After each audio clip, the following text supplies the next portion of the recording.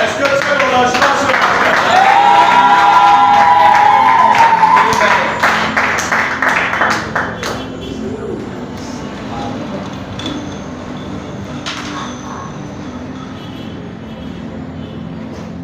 Bien-aimé, tu vas acclamer.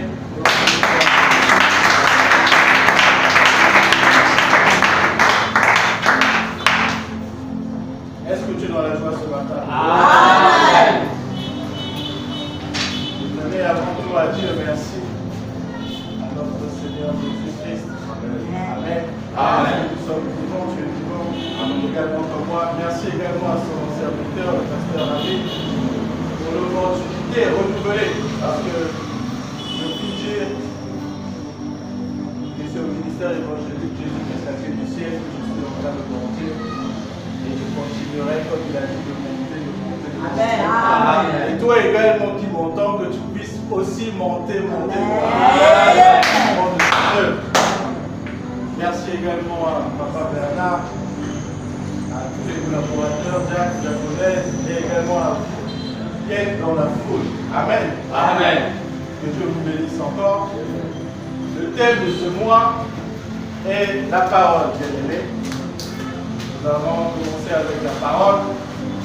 Et aujourd'hui, comme sous-thème, je choisis de revenir un peu à l'origine de la parole. Donc le sous-thème d'aujourd'hui sera l'origine de la parole de Dieu. L'origine de la parole de Dieu.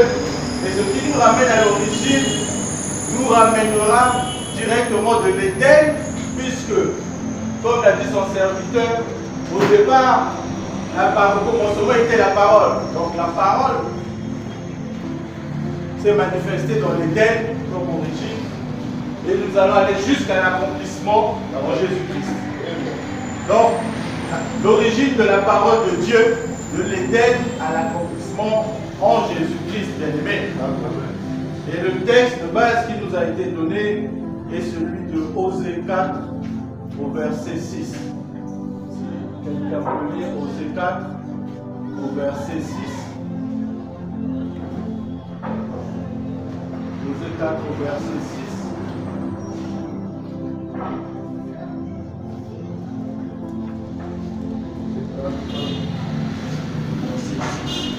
Osée 4 au verset 6. Je lis la parole de Dieu. Rendons grâce à Dieu. Mon peuple est détruit parce qu'il lui manque la connaissance. Puisque tu as rejeté la connaissance, je te rejetterai, et tu seras dépouillé de mon sacerdoce. Puisque tu as oublié la loi de Dieu, de ton Dieu, j'oublierai aussi tes enfants. Amen. Amen. Parole du Seigneur, nous rendons grâce à Dieu.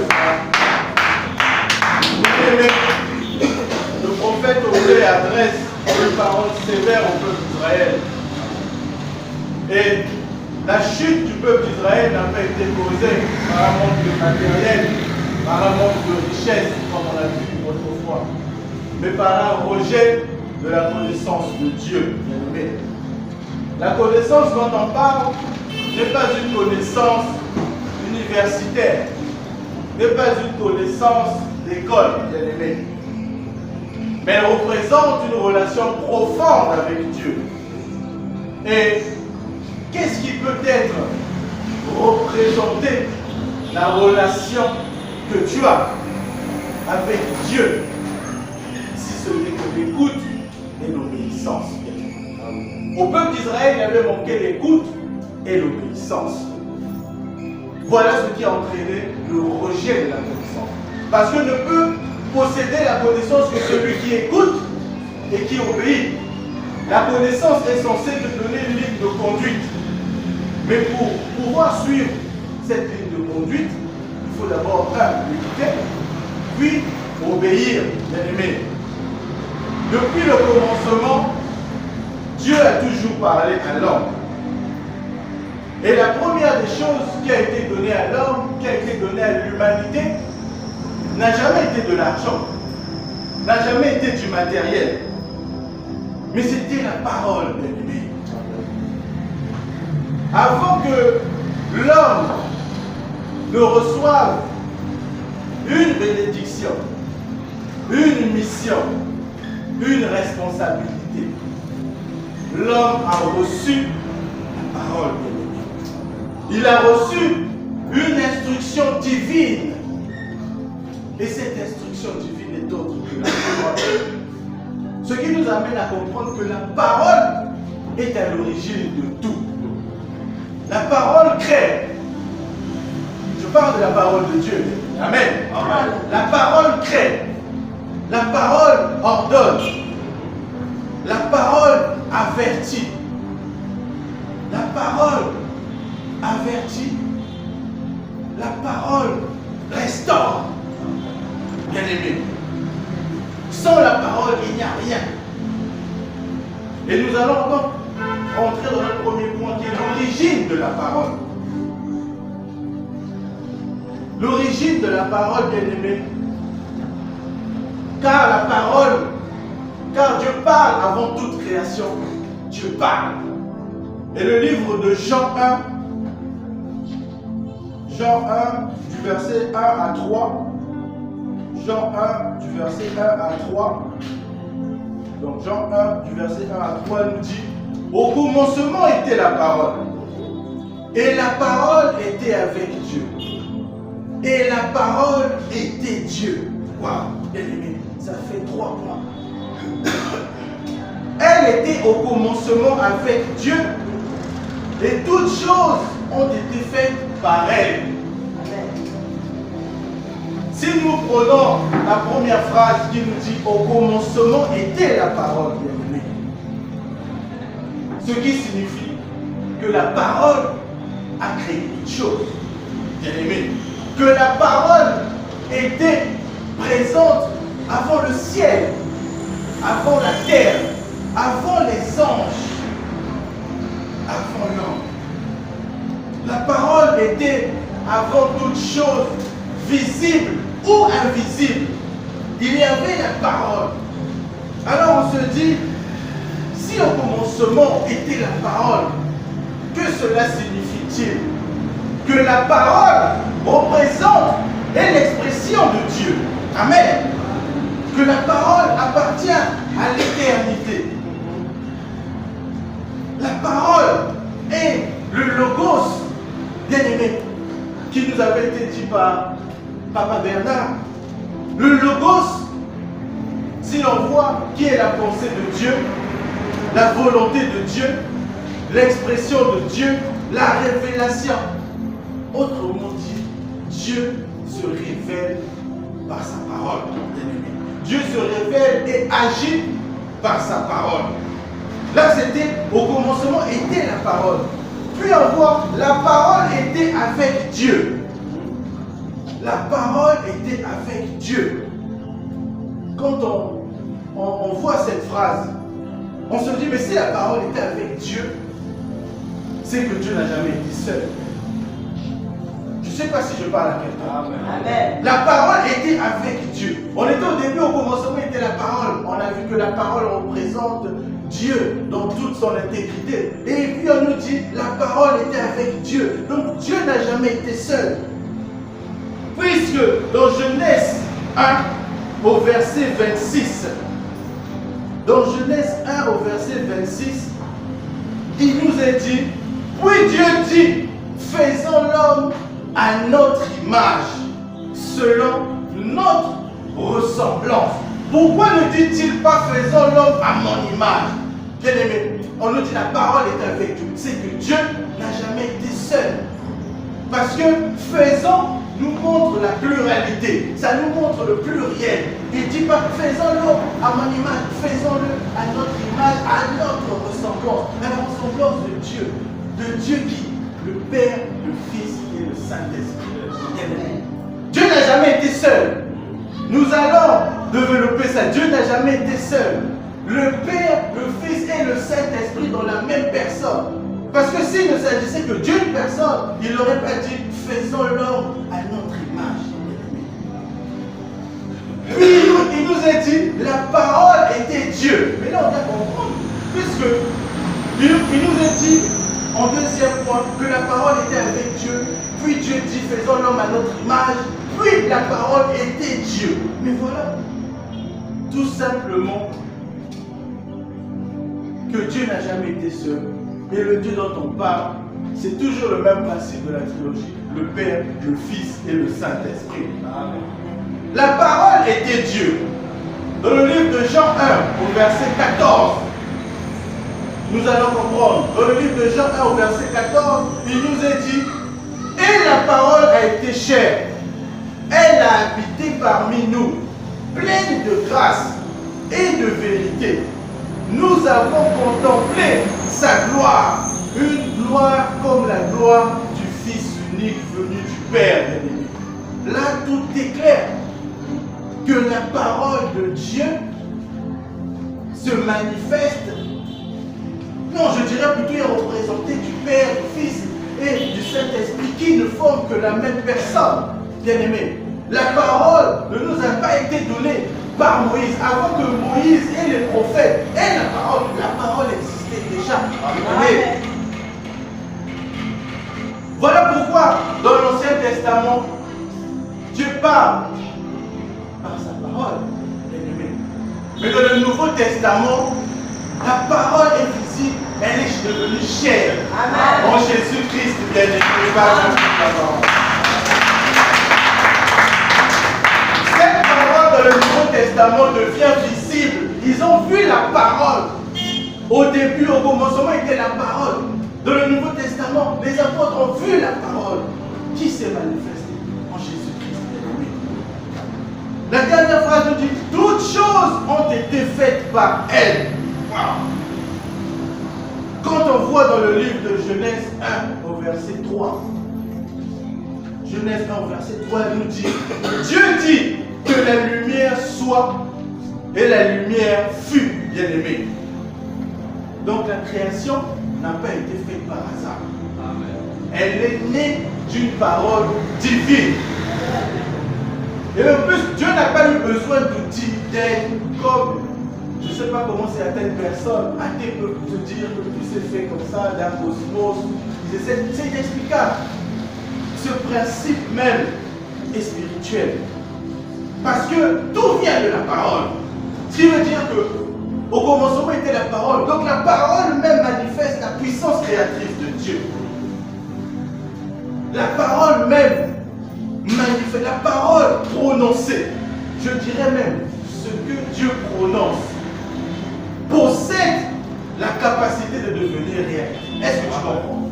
Parce que tout est parti du fait de prononcer. Dieu dit que la lumière soit et la lumière fut.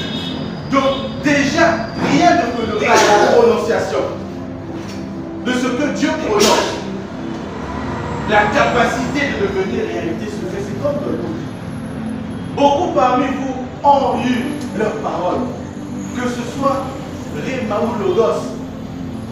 Mais déjà, tu dois te dire que ce que Dieu prononce possède la capacité de devenir réalité. Bien aimé, je déclare sur quelqu'un. Que la parole que tu as reçue, quand tu viens à l'église, de par ses serviteurs, te concerne, le logos, le réma, que Dieu là te possède déjà et te donne la réalité de l'existence à ce que tu appelles au nom puissant de Jésus. Bien aimé, ne néglige pas. Quand son serviteur est sur la chair, il prononce une parole, tu es touché, ne mets pas le doute. Parce que ce que Dieu dit, ce que Dieu prononce, possède déjà la capacité de devenir réalité. Nous allons voir le jardin d'Éden pour essayer de mieux comprendre le principe de l'origine de la parole bien-aimée. Le jardin d'Éden est le premier lieu où Dieu se révèle, où Dieu révèle sa parole, où Dieu révèle la parole à l'homme. Le jardin d'Éden représente le commencement de la relation de Dieu et de l'homme bien-aimé. Genèse 2, verset 8. Genèse 2, au verset 8, nous dit: Puis l'Éternel, Dieu planta un jardin en Éden du côté de l'Orient et il mit l'homme qu'il avait formé. Amen. Quand on creuse, Éden signifie lieu de délice, de bonheur. Voilà la définition d'Éden. Éden signifie lieu de délice, de bonheur et de communication avec Dieu. Ce qui veut dire, Dieu place l'homme dans un environnement parfait. L'Éden est un environnement parfait. Dieu place l'homme dans un environnement parfait, mais il lui donne aussi une parole à respecter, bien-aimé. Aujourd'hui, Dieu peut te laisser dans un environnement parfait où tu ne manques de rien. Il te donnera toujours une parole à respecter. Dans le livre de Genèse 2, du verset 16 à 17, Genèse 2, du verset 16 à 17, l'Éternel Dieu donna cet ordre à l'homme. Tu pourras manger de tous les arbres du jardin, mais tu ne mangeras pas de l'arbre de la connaissance du bien et du mal. Dieu place l'homme dans un environnement parfait, mais Dieu lui donne une parole à respecter. Il lui dit, tu pourras manger de tous les fruits, mais tu ne mangeras pas de l'arbre de la connaissance du bien et du mal. Bien aimé, qu'est-ce que l'on doit comprendre? Qu'avant tout, Dieu donne une permission, une autorisation. Amen. En disant, tu pourras manger de tous les arbres. Dieu, dans sa générosité, parce que nous allons comprendre par la suite pourquoi Dieu donne cette permission à l'homme. C'est comme nous. Dieu nous autorise, nous donne des permissions, mais que nous franchissons, que nous débordons. Pourtant, nous sommes conscients. Quand Dieu dit dans sa parole, je réjouis de ta jeunesse, mais sache que beaucoup s'arrêtent seulement à réjouis-toi. Dieu, quand il te donne une permission, et après, il te donne une limite. Parce qu'après, il dit, mais tu ne mangeras pas de l'arbre de la connaissance du bien et du mal. Ce que beaucoup appellent une interdiction. Mais ce n'était pas une interdiction dans le sens de la privation, de priver. Je ne sais pas si tu comprends. Parce que la parole de l'homme n'est pas destinée à t'empêcher de vivre. La parole de Dieu, n'est pas destinée à t'empêcher de vivre. Mais c'est plutôt pour te protéger. Dieu dit à Adam, tu ne mangeras pas de ce fruit parce qu'il savait que cette parole n'était pas destinée à l'empêcher. Adam pouvait manger de tous les fruits. Ce qui veut dire que dans la vie que l'on mène aujourd'hui, Dieu ne nous empêche pas de mener nos vies. Sa parole ne nous empêche pas, mais sa parole vient nous protéger, bien aimé. Parce qu'aujourd'hui, quand tu sais que tu ne commets pas d'adultère, pourquoi il te l'a dit de ne pas commettre d'adultère? Ce n'est pas dans le sens de t'interdire, non. C'est dans le sens de te protéger parce que cette faute, ce péché t'entraînera directement à la mort, comme il avait été dit par Adam. Parce que le jour où tu en mangeras, tu connaîtras la mort. Et le sacrifice de notre Seigneur Jésus-Christ, qui est mort sur la croix, ne comptera plus, puisque toi, tu as suivi de ton péché. Alors, je répète, la parole de Dieu n'est jamais destinée à nous empêcher de vivre. Beaucoup se disent que non, voilà, il y a trop de restrictions. Non, bien aimé, ces interdictions ne sont pas dans le sens de la privation, mais c'est plutôt pour te préserver. Et Adam ne l'avait pas compris. Adam ne l'avait pas compris. Bien aimé. Et toi, tu dois le comprendre. Amen. Nous allons donc voir. Papa Rabbi avait développé un peu les dimensions de la parole. Mais moi, aujourd'hui, je vais me focaliser sur les thèmes. Parce que les dimensions de la parole, on développera ça, sont énormes. Mais le troisième point sera les dimensions de la parole dans les thèmes.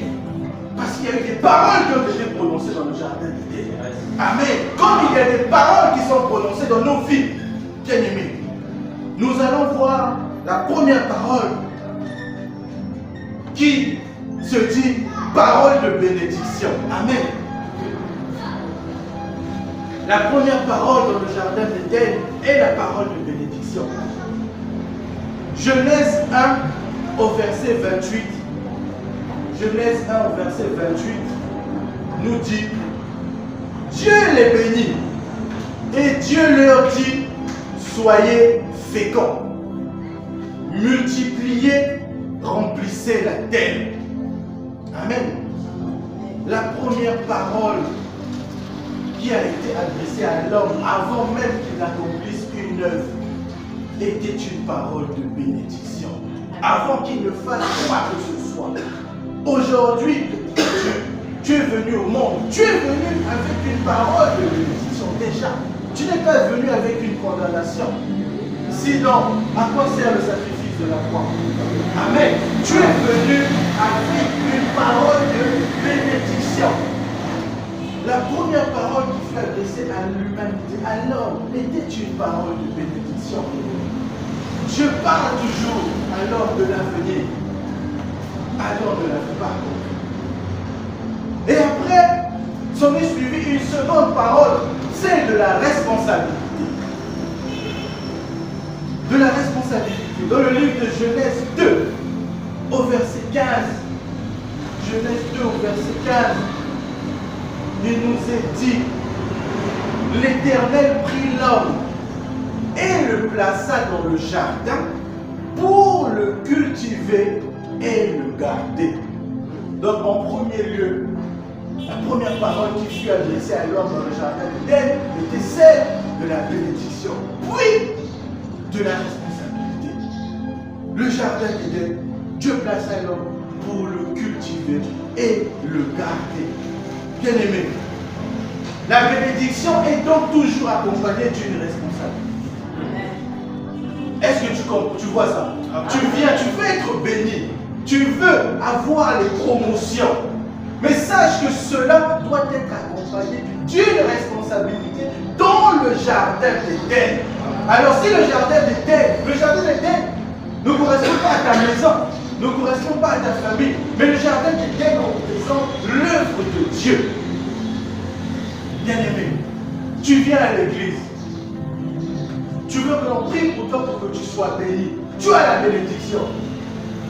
Mais sache que la seconde parole qui avait suivi était une parole de responsabilité. Quelle est ta responsabilité dans le jardin d'Éden? Parce qu'il a été dit que l'homme, Dieu plaça l'homme dans le jardin d'Éden pour qu'il cultive et qu'il le garde. Aujourd'hui, tu viens à l'église. Il y a des responsabilités qui sont là. Que ce soit dans les champs, que ce soit dans l'évangélisation, que ce soit à l'administration, que ce soit dans tous les secteurs. Mais tu oublies de prendre ta responsabilité. Tu veux être béni. Tu as déjà été béni, mais tu ne veux pas prendre ta responsabilité. Mais cette bénédiction ne t'a pas été juste adressée, donnée pour toi et ta famille. Cette parole nous le montre.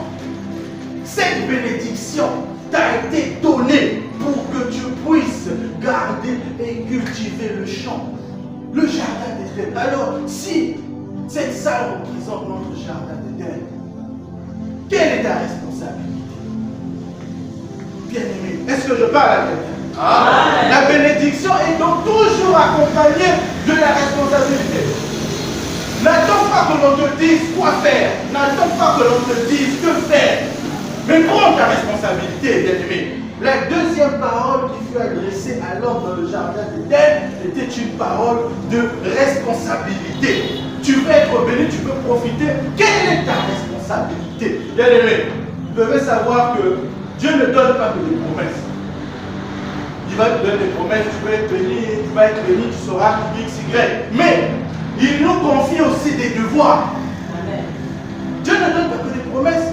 Quand le pasteur prie pour toi, tu sauras que l'étudier, amen, mais tu as aussi des devoirs à faire. Quelle est ta part de responsabilité dans sa maison? Pourquoi attends-tu que l'on te dise qu'on doit payer cette salle, qu'on doit faire si bien aimé? Tu veux être béni, déclenche la responsabilité. Déclenche la parole de responsabilité. Et la troisième parole qui fut adressée à l'homme était celle de l'avertissement. Dans le jardin d'Éden, toujours, Dieu avertit Adam. Il dit, le jour où tu mangeras de cet arbre de la connaissance du bien et du mal, tu mourras, bien-aimé. Cette parole révèle un principe spirituel. Cette parole te dit, quand tu désobéis à la parole de Dieu, ça entraîne une séparation. Parce qu'au départ, l'homme a reçu une parole de bénédiction. Comme toi tu es béni. Une parole de responsabilité et une parole d'avertissement. Mais il ne l'avait pas compris. Alors, je reviens à ce que j'avais dit autrefois. Pourquoi Dieu a-t-il questionné le serpent? Non, pourquoi Dieu n'a-t-il pas questionné le serpent? Quand Dieu revient, pose la question à Adam. Adam, où es-tu? Adam qui se cachait. Quelle était la réponse d'Adam au vu de Dieu? Bien-aimé, Dieu, Adam dira que la femme que tu as mise à mes côtés, indirectement, donc, il accuse encore Dieu. Il se justifie. Il dit la femme que tu as mise. Peut-être que si elle n'était pas là, donc il ne devait pas faire ça. Il accuse indirectement Dieu. Et quand Dieu voit, s'approche à Ève pour lui demander, Ève aussi accuse le serpent. Mais Dieu n'a pas eu à questionner le serpent. Il a directement prononcé un jugement. Pourquoi? Parce que le serpent représentait déjà, le serpent avait déjà, si tu veux, manifesté l'intention. Non seulement que le serpent représentait déjà Satan, mais Dieu connaissait déjà l'intention du serpent. Le serpent n'était pas dans l'ignorance. Quand il s'attaquait à Ève en disant Dieu a-t-il réellement dit, il était en pleine position de révolte et de rébellion. Amen. Amen. Quand Dieu dit à Adam, Adam, où es-tu? Beaucoup ne comprennent pas. Beaucoup ne comprennent pas. Dieu savait où était Adam. Il savait ce qui s'était passé. Mais en posant cette question, c'était comme un appel à la repentance. C'était comme un appel au retour. Parce qu'on se disait, Adam, es-tu? Adam, s'il avait compris, il aurait reconnu sa désobéissance. Il aurait demandé pardon. Mais au lieu de ça, il s'est justifié. Il a même accusé indirectement Dieu bien-aimé. Et si tu vois bien, quand Dieu dit, c'est spirituel, Adam, où es-tu? Adam se cachait. Bien-aimé, c'est ça que sert le péché. Quand tu pêches, je ne sais pas si tu peux revoir un peu. Moi, quand j'étais autrefois dans cette vie-là, quand je commettais des absurdités, des péchés, des fautes, généralement, comme toute personne, on s'éloigne de Dieu. Ah, ça me donne comme une flemme. On s'éloigne de Dieu sans le savoir. C'est comme ça.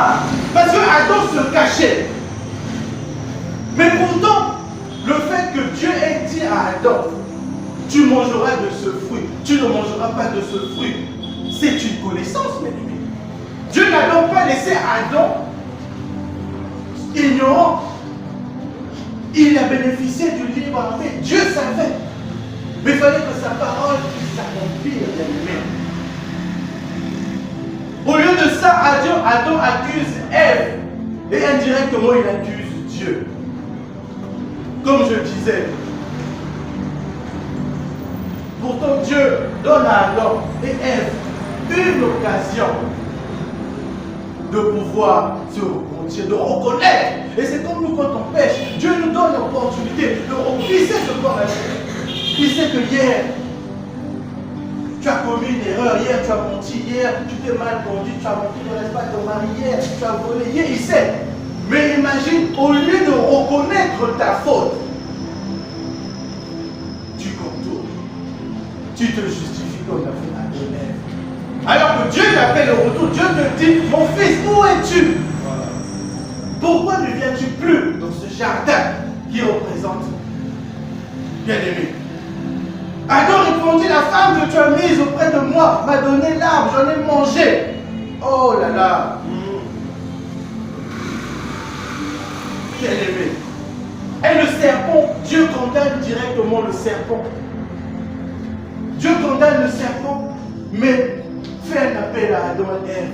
Cela montre la miséricorde de Dieu. Tu peux, ne te trompe pas, tu peux pécher aujourd'hui. Tu peux pécher aujourd'hui. Ne t'éloigne pas, reconnais ton erreur, reviens à Dieu. Il a besoin de toi, il est miséricordieux. Sinon, il n'aurait pas demandé à Adam, où es-tu? Le fait de demander, c'est un appel. C'est un appel à la repentance, ce n'est pas un appel à la destruction, bien aimé. C'est un appel au retour. Et la parole de Dieu nous dit dans le livre de Genèse 3 au verset 1, le serpent était le plus rusé de tous les animaux des champs que l'Éternel Dieu avait fait. Bien aimé. Donc, tu vois, Dieu, au fait qu'il est dans une justice parfaite, il peut savoir que le mal, c'est Papa Bernard. Mais il laisse Papa Bernard avec sa grâce, avec ce privilège d'être aimé. Et quand le serpent dit à la femme, Dieu a-t-il réellement dit, bien-aimé, si tu vois tout ça, viens de quoi? Et ce sont des erreurs que nous faisons très souvent. La femme a écouté une autre voix, autre que celle de Dieu. Et des fois, c'est l'erreur que nous commettons dans la vie de tous les jours. Nous écoutons tout et n'importe quoi.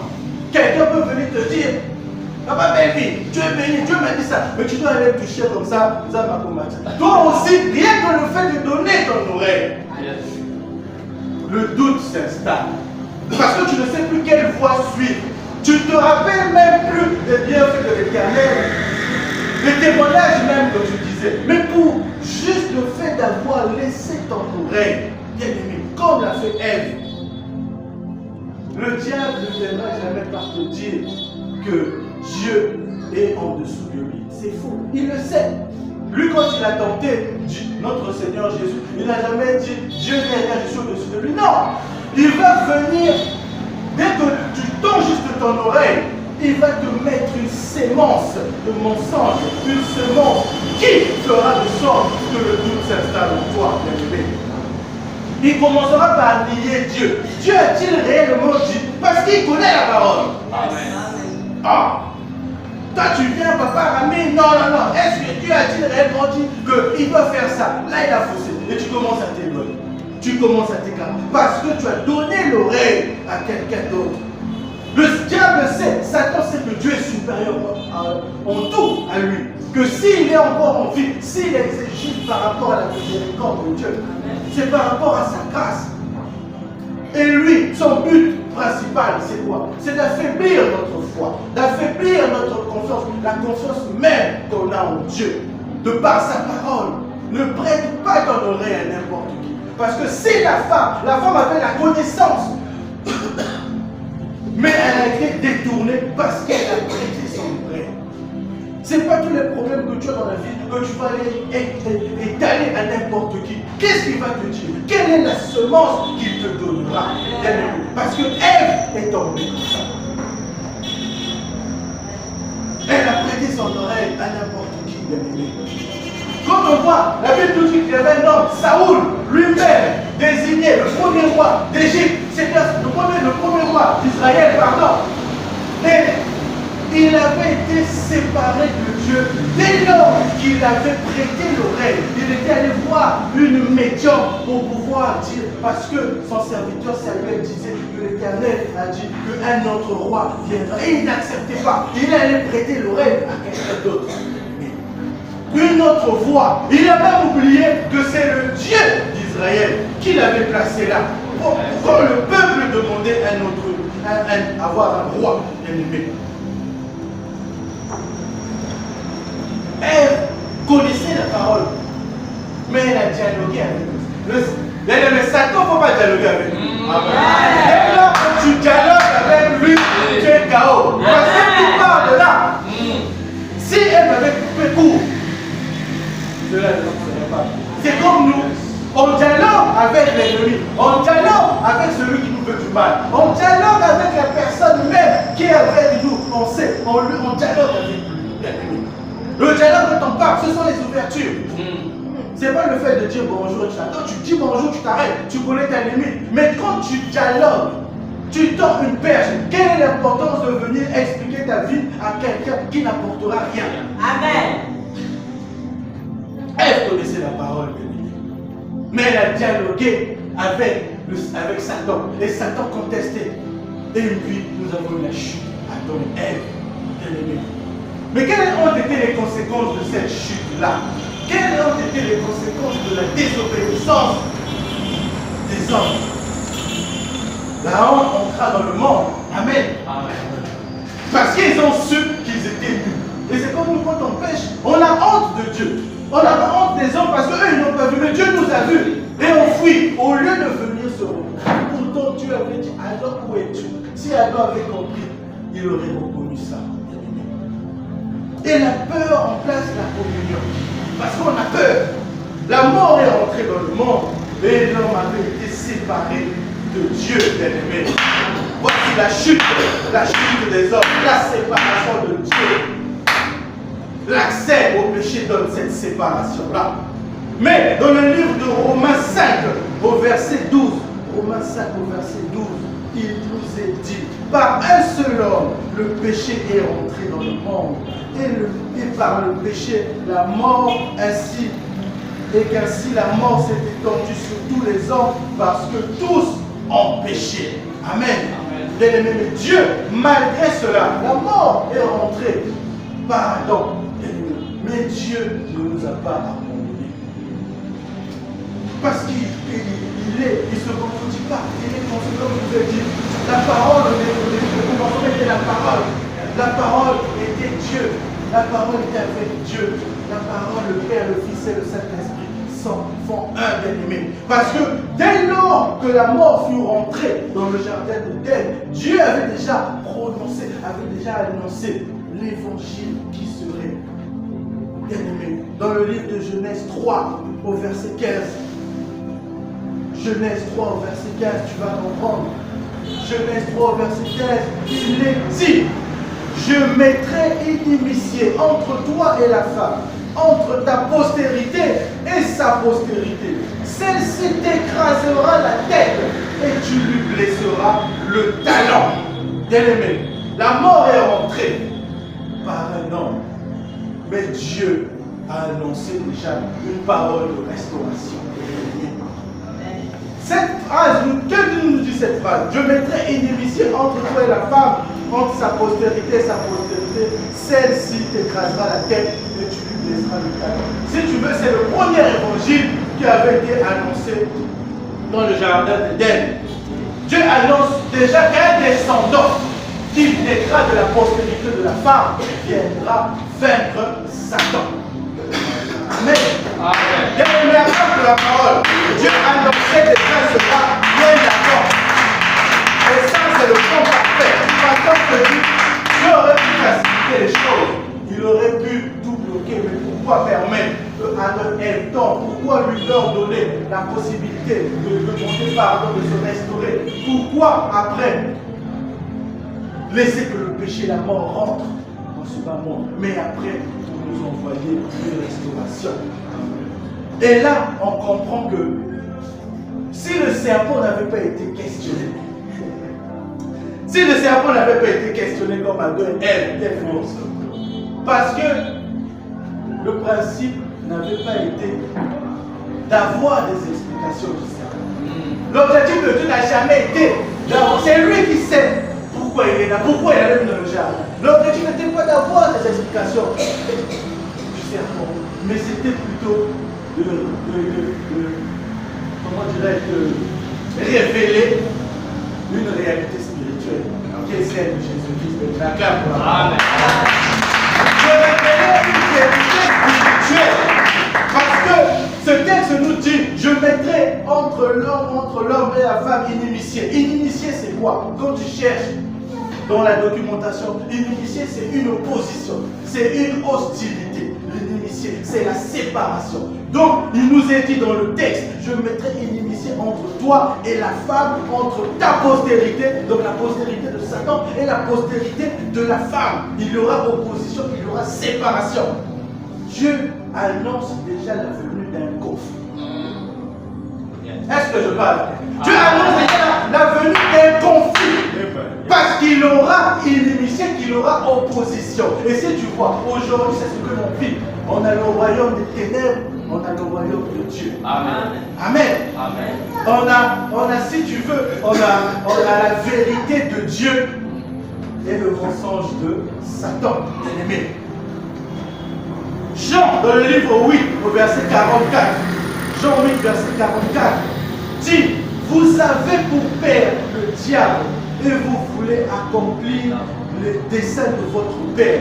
Il a été meurtrier dès le commencement et il ne se tient pas dans la vérité parce qu'il n'y a pas de vérité en lui. Bien-aimé, quand tu traînes avec quelqu'un qui a le mensonge, amène cette personne à l'église. Parce que la postérité du diable, ce texte nous montre, la postérité du diable, c'est le mensonge. Il y a des gens qui montent, ils ne se rendent pas compte que tu es dans la maison de Dieu. Dieu te dit de ne pas faire ça, tu fais.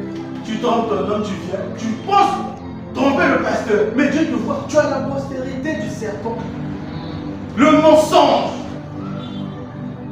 La postérité du serpent, le mensonge. Il n'y a pas de vérité en lui, il n'y a jamais de vérité. La rébellion. La rébellion, si tu vois, ça camoufle quoi? La jalousie, le mépris, ça entraîne beaucoup de choses. Et c'est ce que nous vivons dans nos familles. Et tout ça converge vers le rejet de Dieu. Ça, c'est la postérité du serpent. Et c'est toutes ces choses-là qui nous animent à ce que nous puissions nous éloigner de Dieu. Et là, quand on parle de la postérité de la femme, cela annonçait déjà la naissance de notre Seigneur Jésus-Christ. Que naîtra, il y aura une naissance divine. Et cet homme naîtra d'une femme.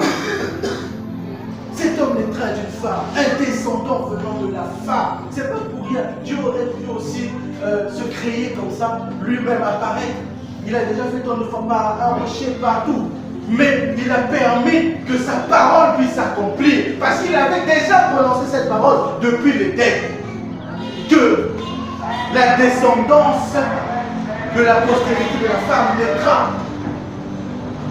Notre Seigneur Jésus-Christ, bien-aimé. Cette promesse trouve son accomplissement dans la naissance de Jésus-Christ, né d'une vierge. Et dans le même texte, il nous est dit, celle-ci t'écrasera la tête. Donc, la naissance divine, la descendance de la femme, écrasera la tête du serpent. Mais spirituellement, écraser la tête du serpent. Écraser la tête du serpent, c'est la victoire définitive. Et cette victoire s'est accomplie avec Jésus-Christ, bien-aimé. Parce que c'est lui qui a écrasé la tête du serpent. Il a été crucifié, mort, ressuscité. Jésus a vaincu le péché. Qui était rentré par Adam? Le péché est sorti par Jésus-Christ. Par cette victoire, bien-aimé. Puis il nous est dit, Dieu donne quand même une grâce, ça aussi ça m'a quand même touché. Il donne une parole de serpent, tu lui blesseras le talon. Il aurait pu s'arrêter là, puisque c'est lui-même qui se fait chair. Pourquoi permettre que le serpent te blesse? C'est ce qui nous arrive.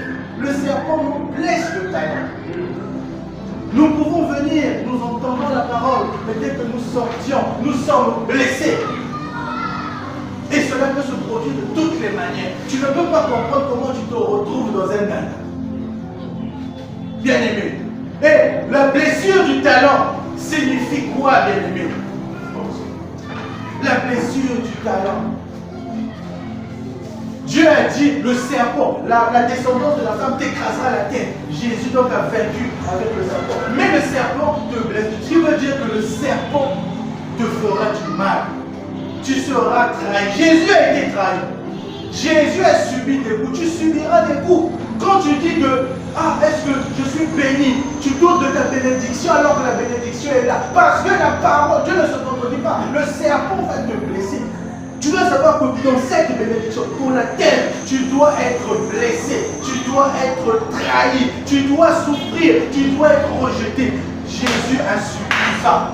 Il a été rejeté, il a été trahi, il a subi. Oh là, bien aimé, qu'est-ce qu'il n'a pas? C'est la souffrance dont on parle. Et ça, Dieu a dit au serpent, toi tu le blesseras. C'est pour encore juger notre foi. Il y a des gens, dès que le serpent leur blesse le talent, ils abandonnent Dieu, ils rejettent Dieu. Bien aimé, regarde. Tout était au départ. Tout a toujours été au départ pour qu'il y ait l'accomplissement de la parole en Jésus-Christ. Et la parole a été faite chair. Bien aimé. Elle a habité parmi nous. La parole était Christ. Et si tu vois toute l'histoire de la Bible, converge juste vers une seule personne, Jésus-Christ. Amen. Les prophètes ont annoncé la naissance, la mission, la souffrance, bien aimé, la résurrection, la mort, bien aimé. Quand on voit le livre de Ésaïe au verset 7, Ésaïe 7, pardon, verset 14, le prophète Ésaïe déjà avait annoncé que de la Vierge naîtra. Il dit, la Vierge deviendra enceinte, elle enfantera un fils et on lui donnera le nom d'Emmanuel. Il avait annoncé déjà cela au temps des prophètes. Puis Matthieu, dans le livre de Matthieu 1, du verset 22 à 23, Matthieu 1, verset 22 à 23, Matthieu nous dit, tout cela arrive afin que s'accomplisse ce que le Seigneur avait annoncé par les prophètes. Donc tout ce qui s'est passé n'était que l'accomplissement de la parole. De l'Éternel à Jésus-Christ. Amen. Bien-aimé. Et si tu vois, au commencement était la parole. La même parole, source de toute création. C'est la même parole aujourd'hui qui t'appelle à la repentance parce que Jésus revient bientôt. C'est la même parole qui appelle les pécheurs pour son salut. C'est la même parole qui restaure les vies brisées. C'est la même parole qui guide les enfants de Dieu que nous sommes. Bien aimés. Pourquoi doutons-nous encore de la parole? C'est notre âme. Quand tu fais un parallèle entre Adam, qu'on dit être le premier Adam, et Jésus, tu vois que Adam a reçu la révélation dans le jardin d'Éden. Adam a désobéi à Dieu. Adam a fait rentrer le péché. Adam a fait rentrer la mort. Et quand tu vois Christ a reçu la parole dans un jardin aussi qu'on appelle Gethsemane. Mais attrape la parole. Christ a obéi à Dieu. Quand le serpent l'a ramené, l'a tenté à plusieurs reprises, il a résisté aux tentations. Bien aimé. Christ a apporté le salut à différence d'Adam. Christ a apporté la vie éternelle, le chemin de la vie, bien-aimé. Comment ne pas croire en la parole de Dieu, la parole qui nous est donnée? Tout ça pour que cela puisse trouver son accomplissement, bien-aimé. Et pour terminer, on dit dans le livre de Matthieu 24, au verset 35, Matthieu 24, au verset 35, le ciel et la terre passeront, mais mes paroles ne passeront point, bien-aimés. Ce que Dieu avait dit pour ta vie, ce qu'il avait prévu, sache que quelles que soient les difficultés, quelles que soient les blessures du talent qui te seront données, bien-aimé, je déclare sur quelqu'un, que quelles que soient les difficultés, les souffrances que tu endures, que la parole, le l'urgence que tu as reçu puisse s'accomplir au nom de Jésus. Que cela soit ainsi au nom puissant de Jésus. Tu vas acclamer pour la parole de Dieu.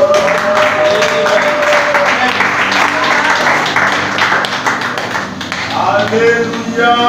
Amen. Il est vivant. Est-ce que tu peux acclamer en